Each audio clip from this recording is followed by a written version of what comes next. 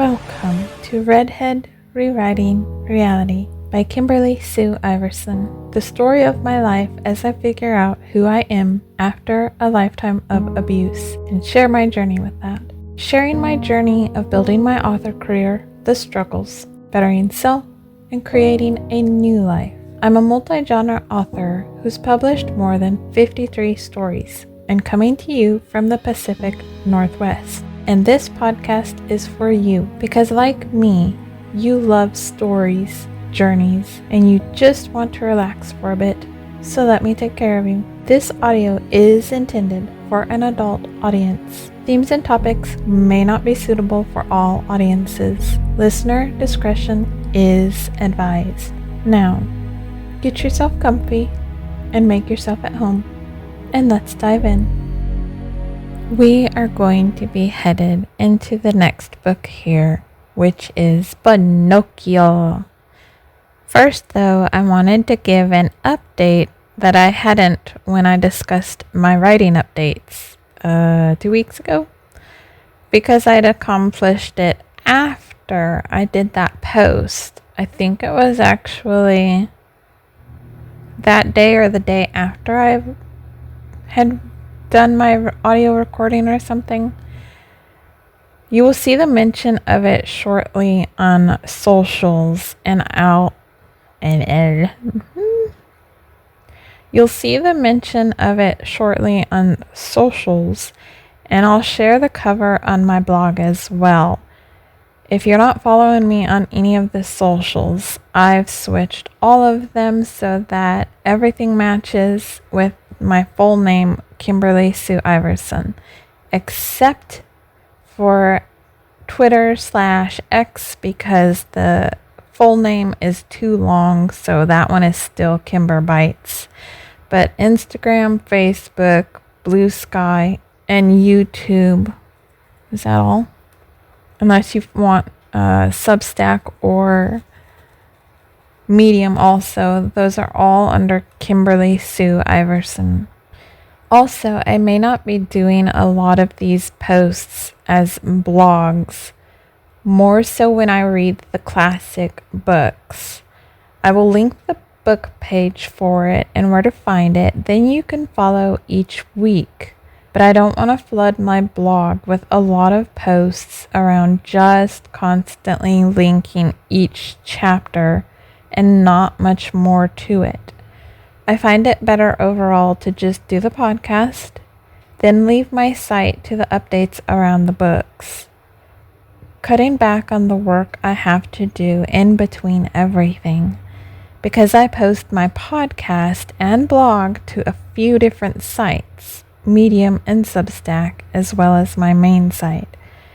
That's exhausting to keep track of and keep track of where I'm posting.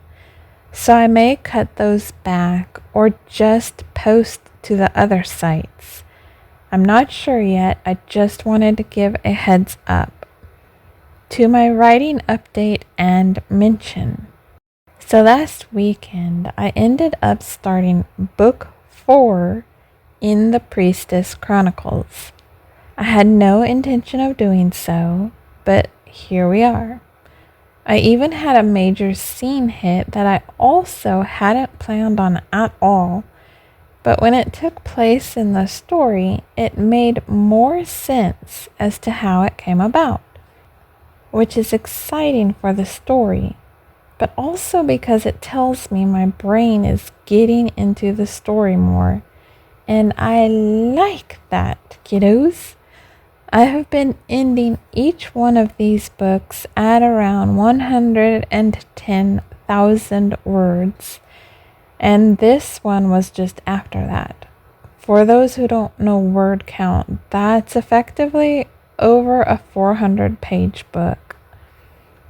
What made me end it was actually seeing that word count number and going, okay, this would be a great time to end it, rather than continue for another few chapters.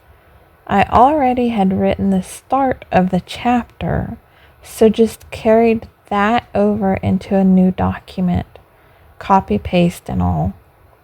This past week, I was working on the cover for it, adjusting, tweaking, compiling, merging, all those fun things. Even trying to figure out what I wanted to do. I may still tweak it, but may leave it. Have a couple of ideas in mind that might go into it. It's been good timing because my knees and body have decided to cause me severe issues this week. So my 1 to 2 hours of movement I can do without exhausting out dropped down to 30 minutes to 60. I'm not sure how I'm walking with my knees bothering me so bad, which I'm not used to, but it's not like work gets done if I sit all day to rest. So I'm just doing the best that I can and taking frequent breaks, using Aleve and the magnesium foam on my legs, shoulders, neck, and almost every inch of me. Today is a bit better, but only for the stiffness, really. Where I left off with the last story, Book 3, Pedo Securi, Dracal Dangers, was around my main female lead having accidentally awakened something in the castle that she's in. She wasn't cognizant of doing this. It was basically an accident while she was kind of out of it. I imagine part of it happened because without being aware of it, she answered a call or a trap, if you will, where when she used her magic in the room, it activated something. Now the question is, was that something planned? I don't get the sense that it was. I get the sense, too, that it may have lain dormant for so long that not even the former inhabitant of that castle was fully aware of what lay within there or was entirely in control of it. My main female lead was struggling because she went through something that sapped her energy, and magical at that. Then, to top that off, the main male lead tried to help her, but the side effect was again more sapping of her energy. She isn't entirely sure still what all she can do magically. At this point, she knows elements are something, and animals react to her. She is kind of discovering more to it than that, and has her suspicions as to why she feels people come across her, and there is this sense that they hate her, maybe fear her. Something inside of her is reminding too many of them of a species or race they long thought extinct, and they had worked hard to eradicate. So some doesn't know it exactly, while others just feel this internal sense of offness around her. She's having to deal with that as much as beginning to grow a list of individuals who don't just want her dead, but want to use her for her magic and or for what she can give to them. So her current state is in a vulnerable position after what she went through from someone, and having gone into this dark depths of the castle, she inadvertently accessed her magic to help her see, and I think that effectively was how the trap sprung. I say trap, but it wasn't something set. It's just a good way to explain what I sense happened in the castle. Activation, trap, ignition switch. I like trap because of the implication that she was lured down there on purpose, and that's the sense I get. What did it? Why? Still to come, still to figure out. Now, with this story, I had still a lot of the outline for book 3 to go, which I never got to or used, and that I transferred over to this book 4 outline. What I've been doing is to write up the outline for the book from the original writing of the book. These books weren't published for the new tuning in. Then I write the story and go off that, not entirely sticking to the information, it's just there for help. That's usually how I write. I write up a lot of information, scenes, ideas, bullet point it, but don't force myself to adhere to it. Then after I am done with how these stories turned out, which is completely different from the original story, I rewrite another outline based off of that story, the current version. So I have an outline based off what did happen in this new telling of the stories. Do I normally do this? Absolutely not. Because this is a ton of work and a ton of energy I have to invest in not advancing the story and instead working to type these things up and work on them. So then why am I doing this? It's not wasted energy, and that's the difference. I am using these to help my brain stack information and ideas and remember it again and again. It is a lot of information, my goobers. The original outline helps me to know where I've been and what was in my mind. And as I type it up, then I get new ideas flowing in, and I jot those down as well. Then doing the outline after it happens all over again. But also then I have a current outline to reread if I need to remind myself what I wrote and what meant what. Like if a character's name has switched from the old story into the new one, or who they are, like in the original telling, maybe they're just a human, maybe they're a different species, and then in this new telling, they're an entirely new thing that I came up with. Otherwise, I would have zero idea what I was doing.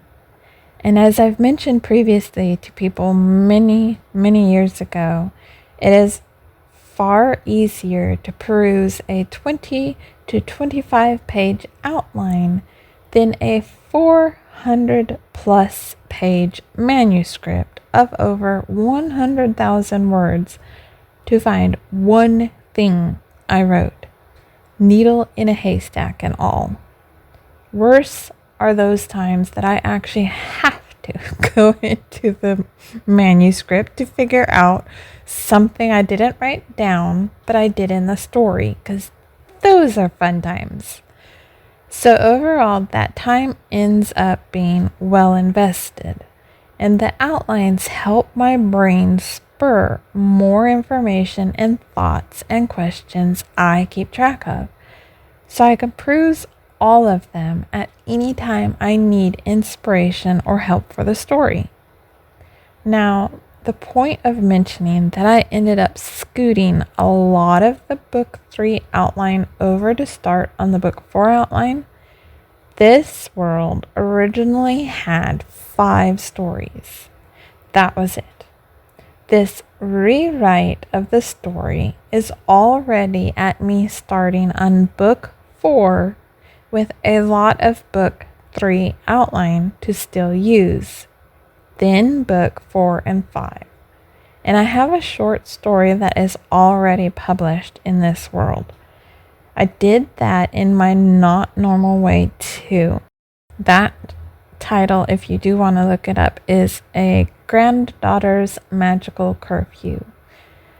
I did that in my Not Normal Way too because I thought it would be fun to put out a short that takes place long after this world. It is a child that comes later on down the road. So there are hints within of what is to come already there, but also not even close. The other unconventional thing I'm doing with this world will be how I write, edit, publish. What I usually do with my stories is I write, then I edit, then I publish. Well, I have 3 books already written that I could.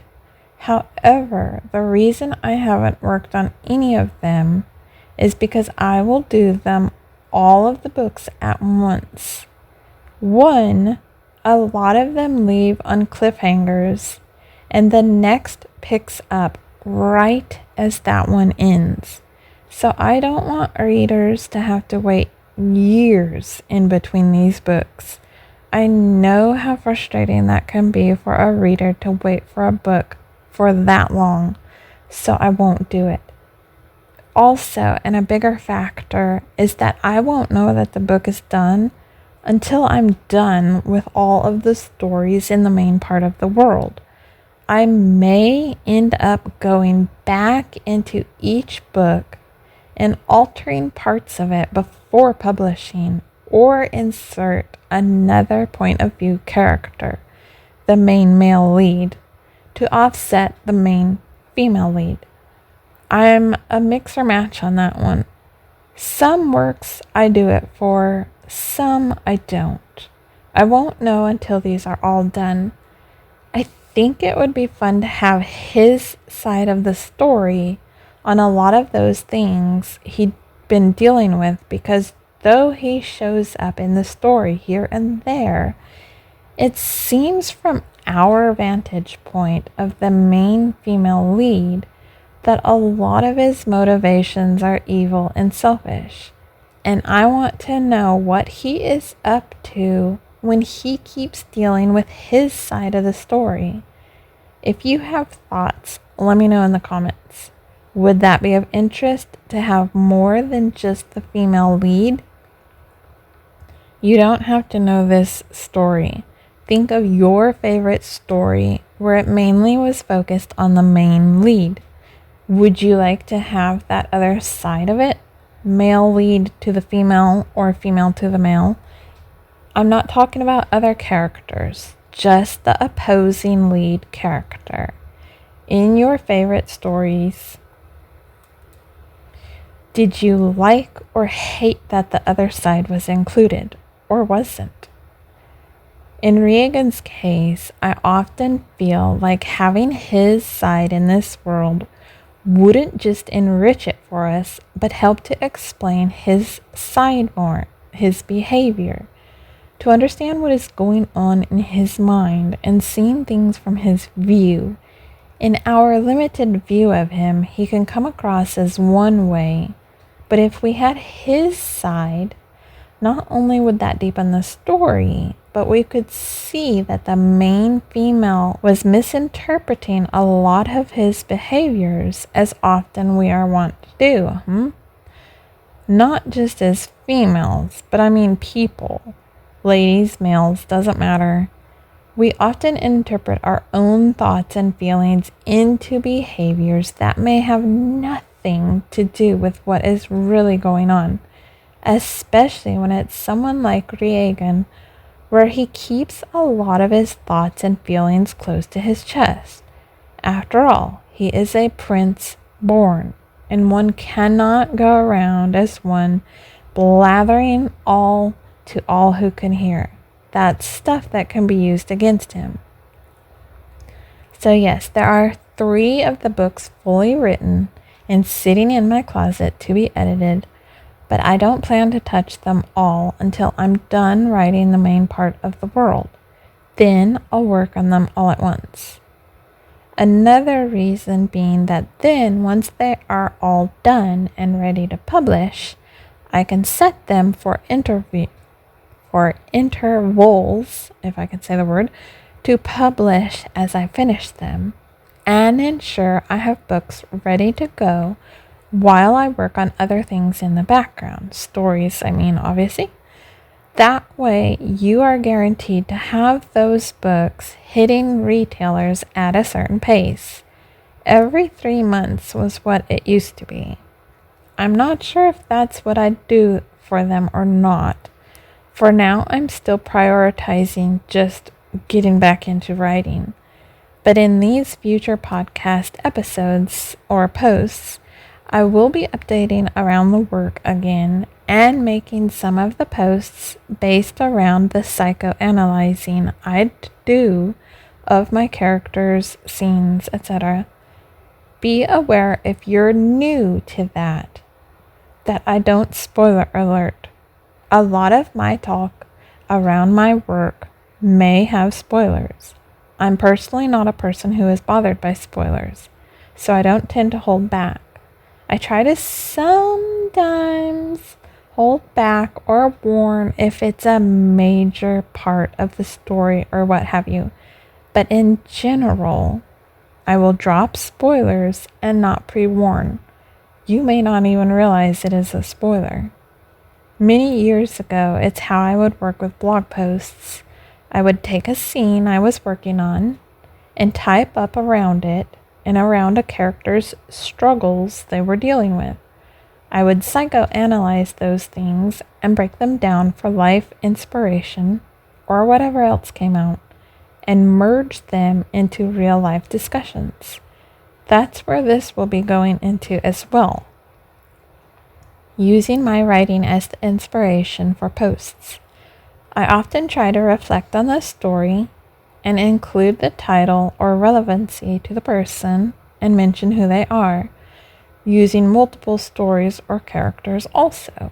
Like in one post, I might mention something that a certain character is dealing with, but it's a bunch of different characters from different stories. So then I will include, say it goes from Dark Illusions to the same world where it's Enchanting the Moon series, or then it goes over to the Guardian of Life world, and I might mention Hope of the Future and something Hope dealt with, or one of the other characters.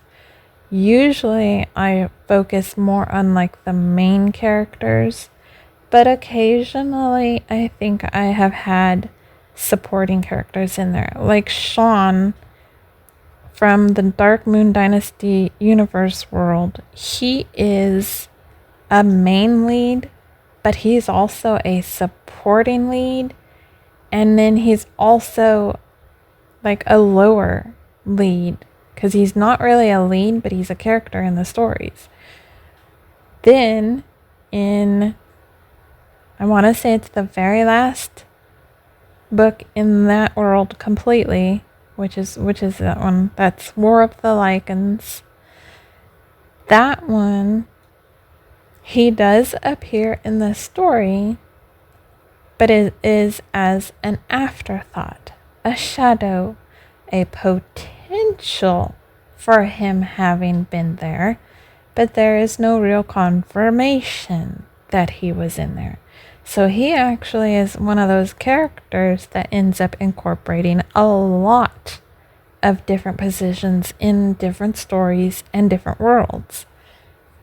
Entertainingly, for that world, some of those characters might cross over into this world that I am writing right now, the Priestess Chronicles, because originally, I think, don't quote me on this for sure, but I think that they first appeared in this world, and then when I was writing the world for Dark Moon Dynasty Universe, either I had taken them from this world and brought them into that world, or I just happened to what's the word I'm looking for?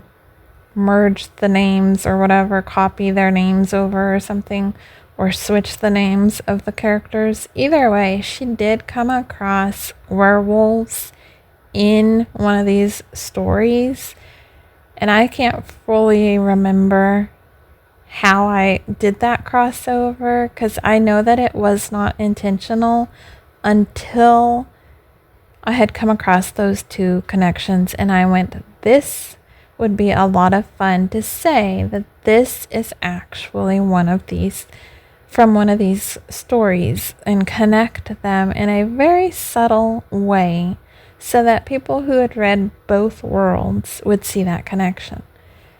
And I think that I did that with the Guardian of Life world, or I plan to do that. Also have a crossover into the Priestess Chronicles, not have the connection to Dark Moon Dynasty universe. It's just this world I'm working on now. I believe that I had thought of a crossover for those characters and into this world as well. I'm not sure which part it would be. I'm not sure who it is. I just remember having that thought. I don't even know if I finished that thought in one of the books yet or not. I just remember that I was going to have that as a little fan appreciation almost thing for my readers, so that they could see some of their favorites, or not even the favorites, just a connection between those stories, as sometimes people will do. But anywho, to me, it's entertaining to do, and I hope it's fun to listen to an author truly break down their characters and the worlds they live, to show you how it relates to our own lives and gain some sort of inspiration from it, making the characters and worlds seem a bit more real. It's what I wanted to get back into doing. I just wasn't writing, so couldn't really bring that in. I suppose I could have. I'm wrong on that. Even without writing, I could think about my stories and bring in those now. I do have over 53 stories to pull from. My brain just hasn't been remembering to do so. And as I've made abundantly clear, fiction writing, my brain was absolutely rebelling against. So it wasn't at the forefront of my mind outside of, I want to get back into it. Hopefully you enjoy that breaking down of everything and snagging thoughts from stories and the help for it. And with that, we get into the next story. I will read the information for the story, and then I will read the first chapter. Next week will be however many chapters. I never really plan for a number of certain chapters to read, just the time it takes me to read. 1 hour is the max I ever want to hit, but on occasion can't really help going over if the chapter hasn't ended. I'm not going to cut a chapter in half because of that. So we are doing Pinocchio by C. Collodi. I think that's how you said it, Collodi. Now, over on the Gutenberg site, this is actually labeled as Pinocchio, the Tale of a Puppet. But on the American Literature site, it's just Pinocchio, even though they have the cover that shows the tail of a puppet. So if I'm not reading that title, that's why it's different. It's just written different here. The original title for this was The Story of a Marionette, but most commonly simply called Pinocchio. Pinocchio was originally published in 1880 in the first Italian magazine for children. It is about an old carpenter, Geppetto's clever invention of a puppet who has adventures as a real boy. The beloved character, the talking cricket, long before Disney's version named him Jiminy, and a fairy can help, but cannot keep him entirely out of harm's way. His assailants include a cast of assassins, a fox, a cat, and a dog. He turns into a donkey and is swallowed by a dogfish. Numerous adaptations have delighted generations of children since its original creation by Collodi. Most memorable, Walt Disney's Pinocchio. It remains one of Disney's greatest movies, released in 1940. So this is Pinocchio by C. Collodi, read by your host, Kimberly Sue Iverson. Chapter 1. The piece of wood that laughed and cried like a child. There was once upon a time a piece of wood in the shop of an old carpenter named Master Antonio. Everybody, however, called him Master Cherry on account of the end of his nose, which was always as red and polished as a ripe cherry. No sooner had Master Cherry set eyes on the piece of wood than his face beamed with delight, and rubbing his hands together with satisfaction, he said softly to himself, "This wood has come at the right moment.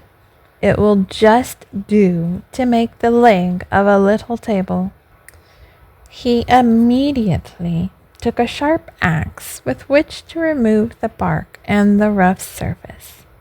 But just as he was going to give the first stroke, he heard a very small voice say imploringly, "Do not strike me so hard."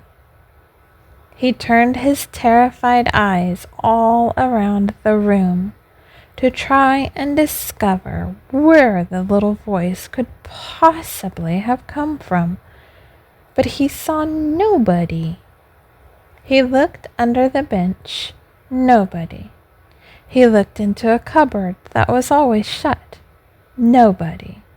He looked into a basket of shavings and sawdust, nobody. He even opened the door of the shop and gave a glance into the street, and still nobody. Who then could it be? "I see how it is," he said, laughing and scratching his wig. "Evidently that little voice was all my imagination. Let us set to work again." And taking up the axe, he struck a tremendous blow on the piece of wood. "Oh, oh, you have hurt me!" cried the same little voice dolefully. This time Master Cherry was petrified. His eyes started out of his head with fright. His mouth remained open, and his tongue hung out almost to the end of his chin, like a mask on a fountain. As soon as he had recovered the use of his speech, he began to say, stuttering and trembling with fear, "But where on earth can that little voice have come from that said, 'Oh, oh'? Is it possible that this piece of wood can have learned to cry and to lament like a child? I cannot believe it. This piece of wood is nothing but a log for fuel, like all the others, and thrown on the fire it would about suffice to boil a saucepan of beans. How then? Can anyone be hidden inside it? If anyone is hidden inside, so much the worse for him. I will settle him at once." So saying, he seized the poor piece of wood and commenced beating it without mercy against the walls of the room. Then he stopped to listen if he could hear any little voice lamenting. He waited 2 minutes. Nothing. 5 minutes. Nothing. 10 minutes. Still nothing. "I see how it is," he then said, forcing himself to laugh and pushing up his wig. "Evidently the little voice that said 'Oh, oh' was all my imagination. Let us set to work again." Putting the axe aside, he took his plane to plane and polish the bit of wood. But whilst he was running it up and down, he heard the same little voice say, laughing, "Stop! You are tickling me all over." This time poor Master Cherry fell down as if he had been struck with lightning. When he at last opened his eyes, he found himself seated on the floor. His face was changed, even the end of his nose, instead of being crimson, as it was nearly always, had become blue from fright. End of chapter 1 of Pinocchio by C. Collodi, and read by yours truly, Kimberly Sue Iverson. And if by chance you don't get a chance to listen to next week's blog post before Christmas starts, then I wish you the best Merry Christmas for you and your family, and the most happiest of holidays. More to come. Would you like to make a difference? A gift of 5, 10, 15, or more would make a huge impact on my ability to keep this podcast going for you and upgrade my equipment. With your gift, we can grow this together, because I want to make this the best I can for you. And frankly, you would help so much with far more than that. You'd be helping me change my life. Give today at ko-fi.com/Kimberly Sue Iverson. That's ko-fi.com/Kimberly Sue Iverson. Your presence here matters so much to me, so thank you for being here. I am beyond grateful you chose to spend this time with me. What are your thoughts? Share with me and start a conversation. Just don't be rude about it. Remember, kings and queens, everyone is fighting battles inside nobody can see. Who are you willing to see today? And who are you willing to let see you today? I hope someone can bring a smile to you today, or you can bring a smile to someone else. If you would like the chance for your story to be read, whether it's something you wrote, a story passed down in your family, or have a suggestion on a story to read, get in touch. Stories to read at KimberlySueIverson.com. That's stories to read at KimberlySueIverson.com. If you'd like to follow my socials, I would love to have you. Don't ever hesitate to comment and say hi either. Find me under at Kimberly Sue Iverson for most sites: Instagram, Threads, Facebook, Blue Sky, and TikTok. There's also a Facebook page for Redhead Rewriting Reality. X is the only site I use Kimber Bites on. I also have a newsletter for my work. That's bit.ly/letters from Kimberly. bit.ly/letters from Kimberly. I always try to use the same profile picture and name no matter where I am, but you can always find my links on my link cave. That's KimberlySueIverson.com/link cave. That's LINKCAVE.